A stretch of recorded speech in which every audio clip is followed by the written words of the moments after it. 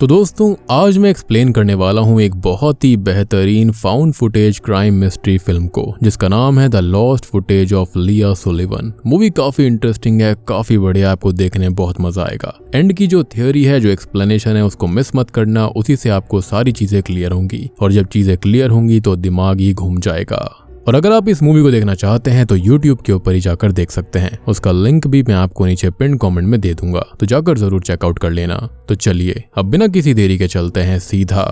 Video की तरफ।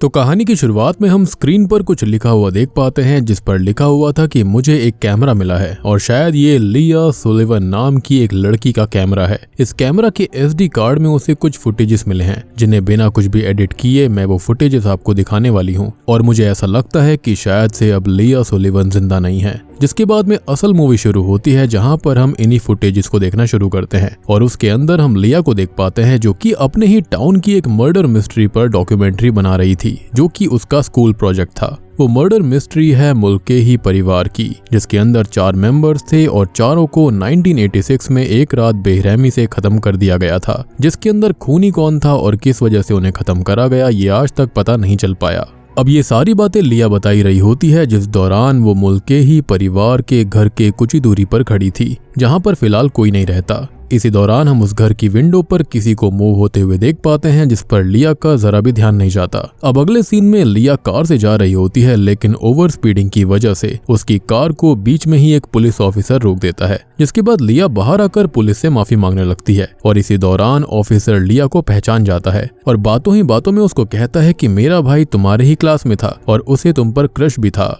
अब इसी बात को लेकर दोनों में वार्तालाप होने लगती है और फिर वो ऑफिसर अपना नाम उसे पैट्रिक बताता है और लिया को कॉफी के लिए इनवाइट करता है जिसके लिए वो मान जाती है। अब आगे लिया अपनी आंट को अपने घर बुलाती है क्योंकि जब वो खून हुआ था तब उसकी आंट इसी टाउन में रहा करती थी और मुल्के ही परिवार के बारे में उन्हें काफी कुछ पता हो सकता था। जिसके बाद में वो उनसे कई सारे सवाल पूछने लगती है जिसके अंदर हमको पता चलता है कि मुल्के ही परिवार में 4 लोग थे जिसमें हस्बैंड का नाम जोसेफ, वाइफ का नाम रेबेका और उनके 2 बच्चे थे जिनके नाम जेसिका और एडवर्ड था, जिसमें कि एडवर्ड छोटा था और बहुत ही ज्यादा शैतान भी। वहीं हम ये जान पाते हैं कि जोसेफ थोड़ा सा अजीब व्यक्ति था और हमेशा अपने घर में ही रहा करता, ना ही वो जॉब करने बाहर जाया करता और शायद उसका काम घर से ही चल जाया करता था, जिसको देख लोग ऐसा कहा करते कि जोसेफ गवर्नमेंट के किसी सीक्रेट प्रोजेक्ट के ऊपर काम कर रहा था जिसको वो पूरी दुनिया से छुपा कर रखना चाहता है और गवर्नमेंट ही उसको फंड भी कर रही थी और इससे ज्यादा हमें वहां पर कुछ और नहीं पता चलता है। फिर हम पैट्रिक और लिया को वापस से उस घर के सामने खड़ा पाते हैं जहां पर पैट्रिक के हाथ में मुल्के ही परिवार की केस फाइल थी और उसी से जुड़ी हुई बातें बताते हुए वो ये कहता है कि हेरल्ड नाम का एक व्यक्ति है जो कि उस वक्त इस घर की रूफ ठीक करने आया था और उसी ने सबसे पहली बार मुल्के ही परिवार की डेड बॉडीज को देखा और उसी ने इसकी रिपोर्ट भी करी थी। जिसके बाद हम लिया को हेरल्ड का इंटरव्यू लेते हुए देखते हैं जहां पर वो उससे ये पूछती है कि तुम्हारी मुल्के ही परिवार से बातें कैसे शुरू हुई थी, जिसमें हेरल्ड ये बताता है कि पहले वो जेल में था जहां से बाहर आने के बाद उसके दोस्त रायन ने उसे कॉन्ट्रैक्ट का काम दिलवाया था जिसके अंदर वो घर की रूफ और प्लम्बिंग का काम किया करता। इन शॉर्ट घर की मरम्मत वाले वो सारे काम कर लिया करता था और उसे याद है कि रायन उस वक्त एक माफिया ग्रुप से भी जुड़ा हुआ था और उसे ऐसा शक है कि शायद जोसेफ भी उस ग्रुप से जुड़ा हुआ था क्योंकि रायन और जोसेफ अच्छे दोस्त हुआ करते थे। इसी दौरान हेरल्ड को जोसेफ के घर की रूफ ठीक करने का एक दिन कॉन्ट्रैक्ट मिल गया और एक सुबह जब वो घर पर पहुंचा तब उसे बाहर से अजीब सी स्मेल आने लगी और कोई गेट भी नहीं खोल रहा था। अब हेरल्ड जब अंदर गया तो उसे वहां पर मुल्के ही परिवार के सभी मेंबर्स के शरीर दिखाई दिए जिसको टुकड़ों में काट दिया गया था और सबसे जरूरी चीज जो हेरल्ड ने उस वक्त नोटिस करी थी कि उसे घर में किसी के चलने या फिर मूव होने की आवाज भी आई थी, जिसके बाद हेरल्ड ने तुरंत ही पुलिस ऑफिसर्स को रिपोर्ट कर दिया। हेरल्ड का इंटरव्यू लेने के बाद में पैट्रिक और लिया फिर से मुल्के ही परिवार के घर के पास जाते हैं और वहां पर कुछ क्लिप्स को रिकॉर्ड करने लगते हैं जिसमें हमको पता चलता है कि दोनों ही एक दूसरे को पसंद करने लगे थे। तभी रिकॉर्डिंग करते हुए फाइनली पैट्रिक को घर की विंडो पर किसी की परछाई नजर आती है जो कि हिल रही थी, जिसके बाद दोनों घर के पास जाते हैं और पैट्रिक पूरी तरह से श्योर था कि उसने किसी इंसान को ही चलते हुए वहां देखा है। हालांकि लिया ने ऐसा कुछ भी नहीं देखा था। अब लिया फिर घर में जाने की जिद करने लगती है और पैट्रिक को ना चाहते हुए भी उसके अंदर जाना पड़ता है। अब घर में जाने के बाद हम ये देख पाते हैं कि घर के जो हालात थे वो काफी अच्छे थे, जबकि उस खून को हुए 30 साल बीत चुके हैं। अब तभी उन्हें उस घर के अंदर एक अजीब सी आवाज गूंजते हुए सुनाई देती है जिसका पता लगाते हुए पैट्रिक को ये पता चलता है कि यह आवाज घर के दरवाजे से आ रही थी। जिसके बाद दोनों वहां से जाने लगते हैं और हम कुछ पल के लिए लिया के पीछे एक आत्मा को देख पाते हैं। हालांकि वो पूरी तरह से इंसान जैसा ही लग रहा था, लेकिन लिया का उस पर अभी ध्यान नहीं जाता, तो ऑब्वियसली वो कोई आत्मा ही थी, क्योंकि इतना बड़ा फिगर कोई ना देखे ऐसा नहीं हो सकता। या फिर शायद से हो सकता है कि लिया काफी ज्यादा डम थी। खैर, इसके बाद दोनों जब घर पर होते हैं तब वो उन फुटेजेस को देख रहे थे, जिसके अंदर पैट्रिक को वही परछाई वाली फुटेज मिल जाती है, जिसमें साफ साफ एक परछाई हिलते हुए दिखाई दे रही थी। पैट्रिक इसे पॉइंट आउट करता है, लेकिन लिया इस पर कहती है कि ऐसा कुछ नहीं है, ये तुम्हारी ही रिफ्लेक्शन है जो कि विंडो पर रिफ्लेक्ट हो रही होगी। लेकिन फिर भी पैट्रिक इस बात पर भरोसा नहीं कर पा रहा था। अब आगे पैट्रिक उस केस की फाइल को ओपन करता है और उसमें मुल्केही परिवार की मौतों के बारे में सारी जानकारी थी, जिसके अंदर कई सारी अजीब बातें उसको पता चलती हैं कि परिवार के कई मेंबर्स को बेड से बांधकर मारा गया और कईयों को बड़े मशेटी से, यानी कि ये काफी बड़ा सा धारदार चाकू। और सबसे बड़ी बात यह थी कि हर एक परिवार के मेंबर का कोई ना कोई बॉडी पार्ट मिसिंग था, जैसे कि जोसेफ के दोनों पैर मिसिंग थे, रेबेका के दोनों हाथ, जेसिका का सर मिसिंग था और एडवर्ड का तो सिर्फ हाथ ही मिल पाया था, बाकी उसका पूरा शरीर ही मिसिंग था। जिसके बाद हम लिया को मार्गरेट नाम की एक लेडी का इंटरव्यू लेते हुए देखते हैं, जो कि जोसेफ की ही कजन थी। और अब लिया उससे ये पूछती है कि जोसेफ कैसा था और वो क्या उसके बारे में कुछ जानती है, जिस पर मार्गरेट जवाब देती है कि वैसे तो मेरी जोसेफ से ज्यादा बातें नहीं होती थी, लेकिन मैं इतना कह सकती हूँ कि वो बहुत ही इंट्रोवर्ट था और काफी हद तक डरपोक भी।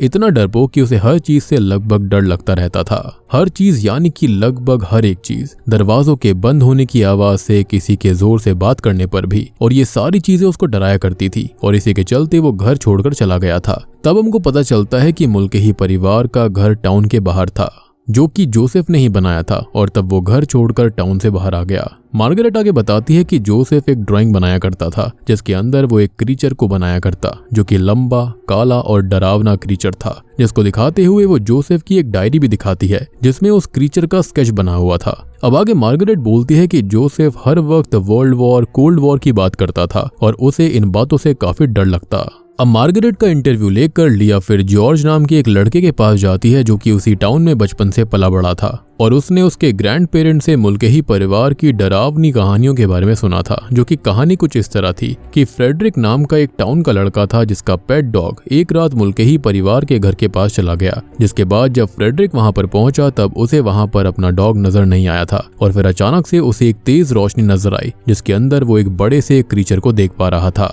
जिसके बाद वो डर कर अपने घर आ गया था, लेकिन कुछ ही पलों के बाद में उसके घर के दरवाजे पर किसी ने दस्तक दी, जिसको खोलने पर उसे बाहर एक अजीब सा व्यक्ति नजर आया था, जिसके 2 सर थे, आदमी वाले पैर थे और औरतों वाले हाथ। और ये बिल्कुल वैसा ही है जैसा कि हमने मुल्केही परिवार के मेंबर्स के बॉडी पार्ट्स मिसिंग होते हुए देखे थे, यानी कि ऐसा लग रहा था किसी ने उसको अपने शरीर पर लगाया हुआ है। और ऐसी ही कई सारी और भी कहानियां टाउन के अंदर फैली हुई थी, जिसके अंदर जो भी मुल्केही परिवार के घर के पास गया है या फिर उसके अंदर गया है तो वो वापस लौट कर नहीं आया। अब इन्हीं गायब हुए लोगों के बारे में जानने के लिए लिया पैट्रिक के पास जाती है, जहां पर उनको पता चलता है कि एक बच्चा उस घर के पास गायब हुआ था, क्योंकि उसने अपने दोस्तों से शर्त लगाई थी कि वो बिना डरे उस घर के अंदर चला जाएगा। जिसके बाद वो उस घर में गया तो था, लेकिन लौट कर नहीं आया। अब उस बच्चे की बड़ी बहन उसे ढूंढते हुए इस टाउन में आई थी, और वो भी उस घर के आसपास ही आखिरी बार देखी गई थी, जिसके बाद वो भी हमेशा के लिए गायब हो गई। अब ये सब सुनकर लिया को लगता है कि वहां पर कोई तो है जो कि ये सब कर रहा है, और उन्हें इसका पता लगाना होगा, इस राज से पर्दाफाश करना होगा।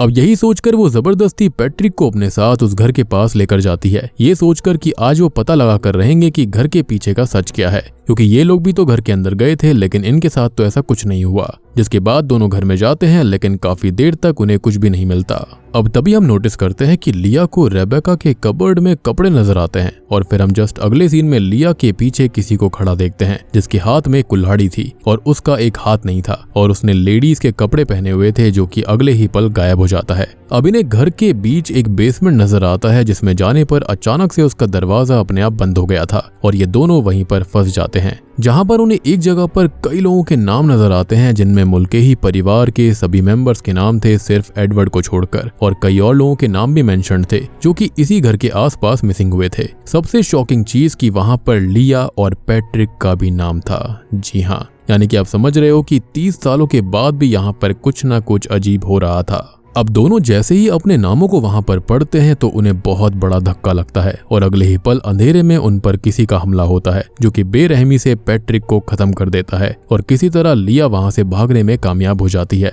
लेकिन मूवी की एंडिंग सीन में हम नोटिस करते हैं कि लिया को भी उसने पकड़ लिया था और वो उसे कुल्हाड़ी से खत्म कर कर घसीटते हुए कहीं ले जा रहा था एंड प्रोबेबली उसी घर में वो ला रहा होगा जहां पर वो रहता है। और बूम, इसी के साथ में ये मूवी यहीं पर खत्म हो जाती है। अब यहाँ पर एंडिंग आपके लिए काफी कंफ्यूजिंग रही होगी, तो मैं आपको स्ट्रेट फॉरवर्ड समझाता हूँ कि यहाँ पर हुआ क्या है, आखिर कल्प्रिट है कौन, कोई शैतान है, कोई डीमन है या फिर इंसान। तो देखो, मैं एक चीज क्लियर करना चाहूंगा कि यहाँ पर मुझे नहीं लगता कोई भी आत्मा वगैरह थी। 30 साल पहले जिसने जो कुछ किया या फिर उसके बाद से जो कुछ करता आ रहा था और फिलहाल पैट्रिक और लिया को जिसने खत्म किया वो कोई और नहीं बल्कि एडवर्ड है। जी हाँ, यानी कि जोसेफ का छोटा बेटा। अब ये कैसे? तो इसे समझने के लिए हमें कुछ बातें याद करनी पड़ेंगी, कहानी को समझना होगा। हमने लिया की आंटी से सुना था कि एडवर्ड बहुत ही शैतान था बचपन में, और हमने मार्गरेट से ये सुना था कि जोसेफ थोड़ा साइकोपैथ जैसा था जो कि हर वक्त डरा रहता और उसे वर्ल्ड वॉर और कोल्ड वॉर जैसी चीजों से डर लगता था, जिसके चलते उसने टाउन से बाहर अपना घर बनाया था। अब अगर आपको हिस्ट्री का थोड़ा सा आइडिया होगा तो आपको पता होगा कि 1986 में रशिया की कई कंट्रीज के साथ कोल्ड वॉर चल रही थी, जिसके अंदर ऐसी बातें उठ रही थी कि अगला वर्ल्ड वॉर भी हो सकता है और अब हमको न्यूक्लियर वॉर देखने को मिलेगा। यानी कि जोसेफ इसी रशिया के कोल्ड वॉर से डर चुका था और फिर उसने अपना घर ही बदल लिया, जहां पर उसने एक सेपरेट बेसमेंट बनाया था घर के अंदर, जो कि बेसमेंट नहीं है बल्कि वर्ल्ड वॉर के समय उनका एक तरीके का सेफ्टी बंकर था, जिसे वॉर सिचुएशन के लिए रेडी करने के लिए जोसेफ लगा हुआ होगा। अब ये साफ है कि जोसेफ के साइकोपैथ ट्रेट्स उसके बेटे एडवर्ड के अंदर भी आ गए थे, क्योंकि लिया की आंट ने कहा था कि एडवर्ड बहुत ही ज्यादा शैतान है, तो इसका जरूर कुछ ना कुछ मतलब होगा। तो इसको समझना मुश्किल नहीं है कि एडवर्ड ने अपने साइकोपैथ नेचर की वजह से अपने ही परिवार को बचपन में खत्म कर दिया, क्योंकि सिर्फ एडवर्ड की ही बॉडी नहीं मिली थी और बेसमेंट के अंदर एडवर्ड का नाम भी मेंशन नहीं था। तो इस बात से ये समझना मुश्किल नहीं है कि एडवर्ड ने जानबूझकर अपना एक हाथ काट लिया, साथ ही साथ बाकी सबकी बॉडी के भी टुकड़े कर दिए, ताकि सबको ऐसा लगे कि किलर ने सबको इस तरह से खत्म कर दिया है और वो सभी खत्म हो गए। और पिछले 30 साल से वो इसी घर के बेसमेंट या फिर बंकर में रहता है और इसी वजह से घर की हालत भी इतनी खराब नहीं थी और समय के साथ जो लोग उस घर के पास जाया करते वो उनको खत्म कर दिया करता था, साथ ही साथ उनका नाम भी मेंशन कर दिया करता। अब अगर आप ये सोच रहे हैं कि एडवर्ड तो घर से बाहर आता ही नहीं था, तो वो खाता क्या था? तो इसका जवाब ये नहीं है कि एडवर्ड इंसानों को खा रहा था, क्योंकि वो सिर्फ साइकोपैथ है, कैनिबल नहीं है। तो मेरे हिसाब से एडवर्ड उन खानों को खाकर जिंदा रहा होगा जो कि जोसेफ ने उस बेसमेंट के अंदर जमा करे होंगे वॉर वाली सिचुएशन के लिए, और यही रीजन है कि जोसेफ कभी अपने घर से बाहर नहीं निकलता था, जिस वजह से वहां पर इतना इनफ खाना जरूर रहा होगा जिसके अंदर एडवर्ड आराम से अपनी जिंदगी बिता सके। माइट भी ये चीज भी हो सकती है कि वो रेबेका के कपड़ों को पहनकर बाहर शॉपिंग करने जाता होगा, या फिर हो सकता है कि वो कहीं ना कहीं चोरी किया करता हो। और सबसे बड़ी बात कि जिसको हमने मूवी की शुरुआत में देखा था वो एडवर्ड ही था, जिसने की लेडी वाली ड्रेस पहनी हुई थी जो कि रेबेका की ड्रेस थी, और एडवर्ड ने उसे इसलिए पहना होगा क्योंकि उसके पास कोई और पहनने के लिए कपड़े नहीं रहे होंगे। यानी कि जो लोग ये क्लेम कर रहे थे उन लोगों ने शैतानों को देखा है और उसकी बॉडी पर अजीब अजीब चीजें थी, जैसे कि लड़कियों के कपड़े पहने हुए थे, हाथ अलग थे, पैर अलग थे और भी बहुत चीजें। तो वो कोई और नहीं बल्कि वो एडवर्ड ही था, जो कि ऐसे ड्रेसअप होके सबको डरा भी रहा था।